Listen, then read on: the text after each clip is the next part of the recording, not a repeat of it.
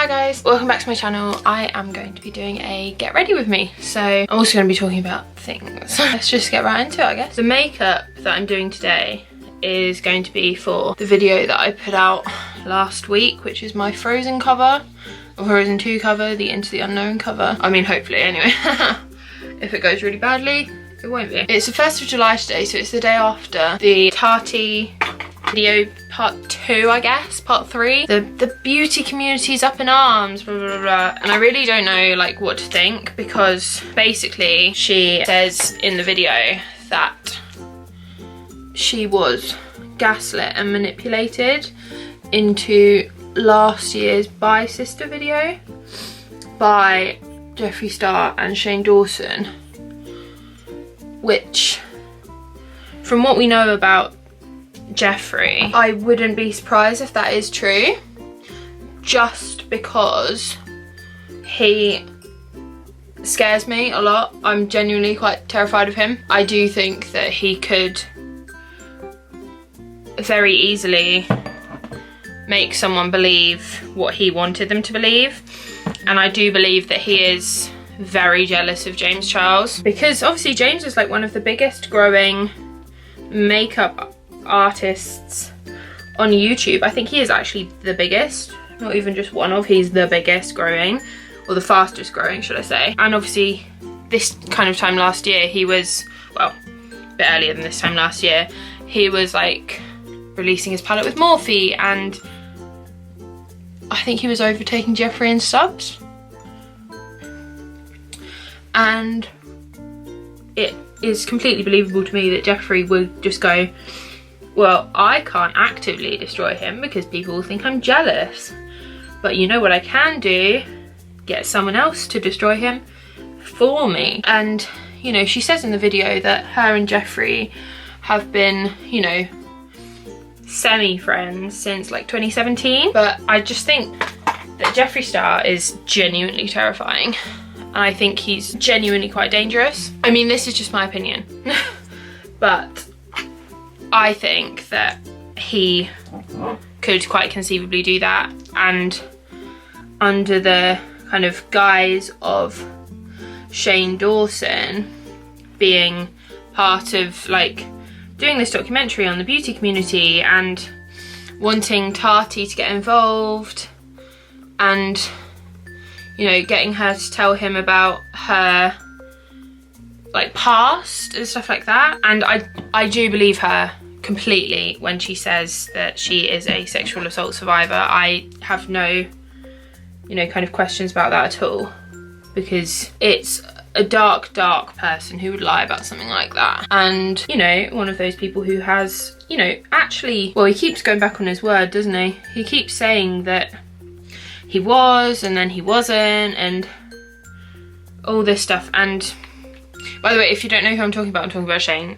Shane said that he was, and has said in his book, I think, that he lied, but then said on his Instagram live last night that he was, while accusing Tati of using her sexual assault to manipulate people. One of my biggest issues with the Tati video last night was that she was trying to kind of take some of the blame from herself and put it onto Shane and Jeffree, whereas, you know, I do think that she was manipulated into the Bye Sister video, but she still did it. Nothing can excuse that. You did it and you should be held accountable. And, you know, part of me does think that she is trying to like take accountability for it, because she does say in the video like, I did it, I was manipulated into it, but I did it. You know, part of me just kind of wants her to come out and go, yeah, I did it, but you know what, I'm really sorry, me and James have made up. Which she did say. She said like her and James have talked about it a lot, which is good, but I just wish that she had said more, like, you know, I did put that video out with the intention to take James down, because I don't think anyone can deny that that's what that video was for. It was to take James Charles down and stop him. She knew that it would do that. There's no question that's what that was for. And you can say as much as you like, well, I was manipulated into it. I was led to believe the things that were said in that video were true. You can say that as much as you like, but you still did it. You still tried to destroy a 19-year-old's career. Yes, maybe there were mitigating circumstances, but you still did it. I believe her in the sense of Shane and Jeffree manipulated her into that, because they scare me. They really do scare me, especially Jeffree. I'm genuinely terrified of that man. And at one point she says she's been led to believe that Jeffree is a co-owner of Morphe. If that's true, bloody hell, like if that comes out and that is true, that's a big deal. I'm gonna do my eyebrows and I'll be right back. So I've done my eyebrows. The reason that I did them off camera is because this eyebrow hates me. This eyebrow is lovely and is well behaved. This eyebrow is horrendous, so I just thought easier to do them off camera because I did end up having to take it off again. So you know what, for once this palette actually coming in handy because I want to do Frozen and it says Icy Fantasy, so is what it is. So yeah, back to the whole incident of yesterday. I'm scared for Tati. I am scared for everyone involved. Oh my god, look at that, there's no colour. Haha. I'm legitimately scared for what's going to happen in the next few weeks because I think that Jeffree especially, not so much Shane because he's just a waste. I just think that everyone involved, James, Tati, the other people who she's mentioned, well, she didn't mention them by name, probably to protect them, but those people, I really hope that they have some kind of security and some kind of protection in the coming weeks. I also hope that this evidence that she says she can't tell us about because of legal reasons, and you know, she said this was all on the advice of her lawyers, like what she was saying, she was told that she could say. In my opinion, I believe that she is taking legal action, and if it gets to a point where she can share this evidence with us and it's, you know, A, legally safe for her to, and B, she's allowed to. Because there are a lot of people on Twitter like calling her out for this and saying like, oh, she says she's got all these receipts, why the hell isn't she sharing them with us? And I was like, because she's going to try and use them in a legal setting and she can't tell us what the evidence that she's going to use. Like, I also just really hope that we can move on from this soon because we have been talking about this for over a year now. Well, nearly 2 years, I think. Dramageddon 1 was 2018, I think. And then Dramageddon 2, which was Bye Sister, and the following days. That was March last year, I think. Honestly, time is a construct. There's only light and dark now. So I just hope that this can start to end, which I'm aware sounds really weird, but these people, and I'm including Tati in that, are making so much money from this drama. So much money. And maybe they shouldn't. I have no idea if that looks any good. I'm just chilling. That was a joke about Frozen. It's just not showing up, is it? You know, every few months I go back to this palette thinking it might be better, and it's not. Like, yeah, the colours blend well, they blend away. Like, I wanted a wash of glitter. You know what? I'm gonna go wet this brush. Oh, and also, just so you know, I did prime my eyes. I did it while I was doing my eyebrows. That's a bit better. But I do believe that Tati was really crying, because I've seen a lot of people, you know, especially people involved, saying that she wasn't really crying and it was fake crying and all this. Looking at her, I think they were real tears. That's just my opinion. Obviously, my word is not gospel. Don't take this as the final answer to anything or anything like that, because at the end of the day, I don't know any of these people. I don't know the ins and outs of the situation. I don't, that's nice. I don't know them. Like, I'm not part of the drama. I don't want to be part of the drama ever. I just think we gotta chill. One thing I do completely agree with in her video is when she said at the end, don't be too quick to cancel people if things come out in the next couple of weeks. Don't just go, oh well, that person said that, so it's true. Because that's what we did last year, and we know that that's wrong. Just because one person says something about someone, especially if there's no like actual evidence to back it up, like receipts, I hate that term.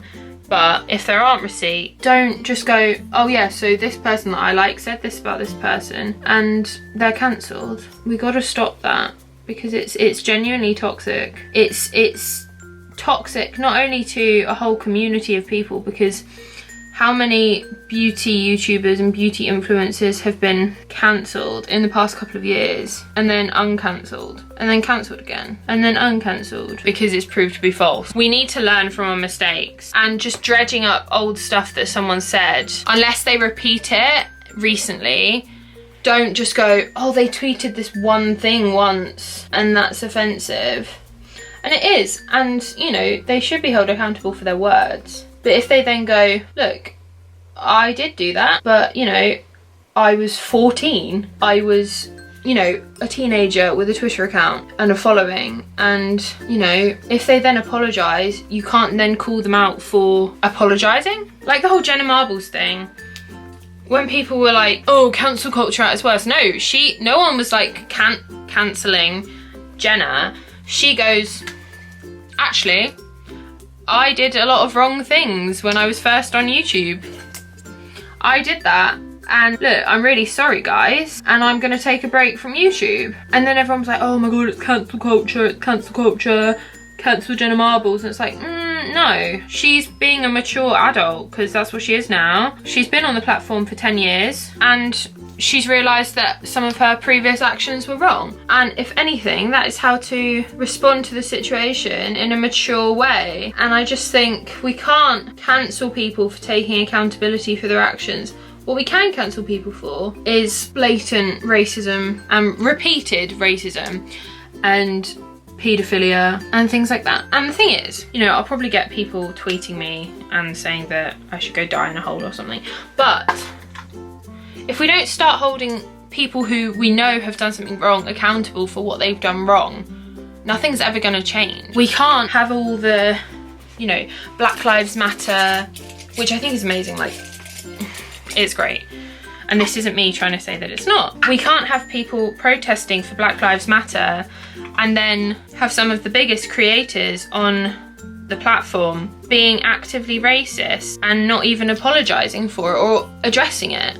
We can't have that. We can't be supporting the Black Lives Matter movement, which we should be, but we can't be supporting that and then supporting blatantly racist creators, and that's where I have an issue with it. I do want to, you know, move on from the drama and just congratulate one of my really good friends, Joshua Miles. Their channel is just Joshua Miles on YouTube, and they hit 100,000 subscribers on Sunday. And the first video I ever watched was their turning myself into Eleanor Neal video, which was hilarious. And I think they had less than 1,000 subscribers at that point. And to watch them grow, and it's just been incredible, and they've been so supportive of my channel and helping me in, you know, creating my channel and starting my channel and things like that. And it's been a privilege to watch them grow on YouTube. Time to make my face look less like the moon.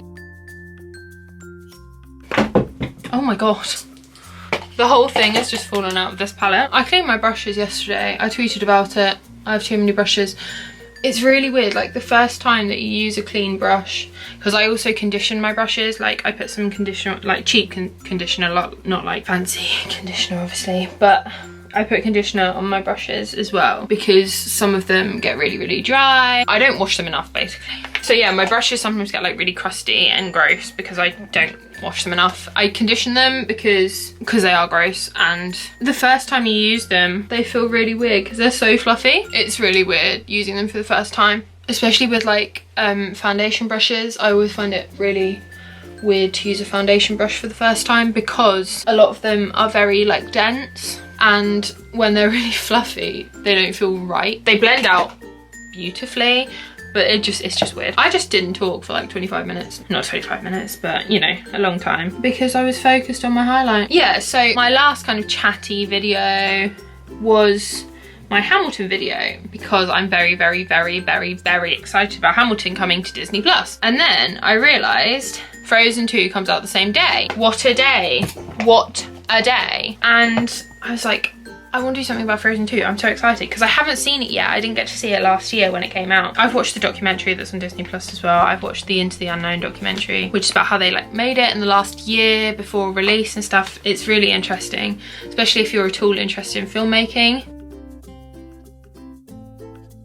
And they talk about like the added pressure that they now have because Frozen was such a massive success, which I, you know, kind of thought about, but not really. Like Frozen was massive. Frozen was, I think, one of the biggest, if not the biggest,